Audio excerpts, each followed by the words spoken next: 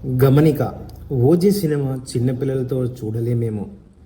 పవన్ కళ్యాణ్ గారు OG cinema ఈవెంట్లో ఒక మాట చెప్పారు. సుజిత్ లాంటి డైరెక్టర్ ముందే వచ్చి ఉంటే పాలిటిక్స్లోకి పోయేవాడిని కాదేమో అని. ఈ ఒక్క మాటతో హైప్ ఇంకా పెరిగిపోయింది. రీసెంట్గా ఓజీ సినిమాకు వచ్చినంత హైప్ ఏ సినిమాకు రాలేదు.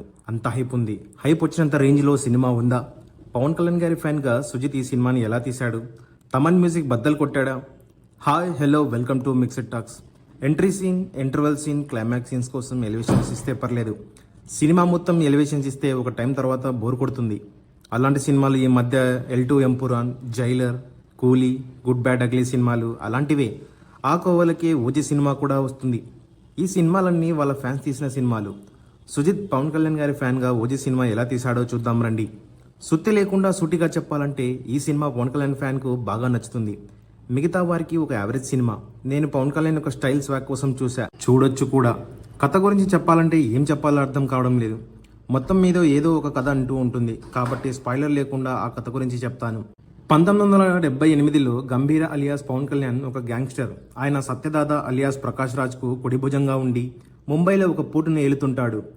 ఆ తర్వాత సడన్గా గంభీర మాయమవుతారు. ఆ తర్వాత 15 సంవత్సరాల తర్వాత సత్యదాద పోర్టులోకి ఒక కంటైనర్ రావడం జరుగుతుంది. ఆ కంటైనర్లో ఏముంది? కంటైనర్ కోసం గంభీర రావాలని కోరుకుంటారు. అసలు గంభీర తిరిగి వచ్చారా? వచ్చి ఏం చేశారు? అసలు గంభీర ఎందుకు మాయమయ్యాడు? గంభీర ఓజస్ గంభీరాగా ఎందుకు పిలుస్తారు అనేవి సినిమా చూసి తెలుసుకోవాల్సిందే. సినిమాలో హైలైట్ పాయింట్స్ ఏంటంటే పవన్ కళ్యాణ్ గారి style, swag, dressing style, walking style, screen presence, ఇలా అన్ని పవన్ కళ్యాణ్ గారికి సంబంధించినవి అన్ని హైలైట్స్. ఫ్యాన్స్ విజిలేసే మూమెంట్స్ చాలా ఉన్నాయి. ఆయన యాక్టింగ్ కూడా సూపర్గా ఉంది. అలాంటి యాక్టింగ్ అనేది ఆయనకు వెన్నతో పెట్టిన విద్య, అది వేరే సంగతి. ఆ తర్వాత కొన్ని ఎలివేషన్స్ బాగున్నాయి. ముఖ్యంగా ఇంటర్వెల్లో నరికే సీన్ ఎక్సలెంట్. అదొక సీన్కు డబ్బులు ఇచ్చి రావచ్చు, అంత బాగుంది ఆ సీన్. ఆ తర్వాత పోలీస్ స్టేషన్లో ఒక సీన్ బాగుంది. సెకండ్ హాఫ్లో ఒక యాక్షన్ సీక్వెన్స్ బాగుంది. పవన్ కళ్యాణ్ గారు భయం గురించి చెప్పే ఒక డైలాగ్ మాత్రం ఎక్సలెంట్. తమనన్న ప్రాణం పెట్టి ఈ సినిమాకి మ్యూజిక్ కొట్టాడు. బ్యాక్గ్రౌండ్ మ్యూజిక్ చాలా చోట్ల సినిమాను ఎలివేట్ చేసింది. నాకు తెలిసి పవన్ కళ్యాణ్ గారి తర్వాత ఈ సినిమాకు తమనన్న మ్యూజిక్కే హీరో. ఇక సినిమా మైనస్ విషయాల గురించి చెప్పాలంటే డైరెక్టర్ సుజిత్ సాహో సినిమాను ఎక్సలెంట్గా తీశారు. రైటింగ్ బాగుంది, స్టోరీ బాగుంది. కానీ ఈ సినిమా స్టోరీ మీద వర్కౌట్ చేయలేదు, రైటింగ్ మీద వర్కౌట్ చేయలేదు. స్టోరీ అయితే ఏం నచ్చలేదు నాకు. నేరేషన్ కూడా బాగాలేదు. నేరేషన్ ఒక పద్ధతి ప్రకారం లేదు.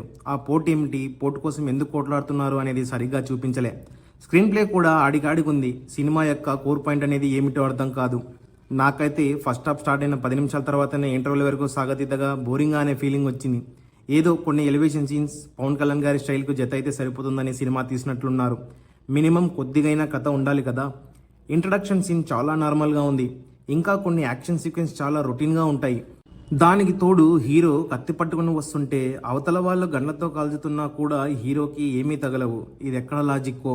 క్లైమాక్స్లో అందరూ హీరోకు 10 గన్లతో టార్గెట్ చేస్తారు. అప్పుడే షూట్ చేస్తే హీరో కథ అయిపోద్దిగా. దానికి హీరో యొక్క గ్యాంగ్ దిగే వరకు ఎందుకు వెయిట్ చేయడం?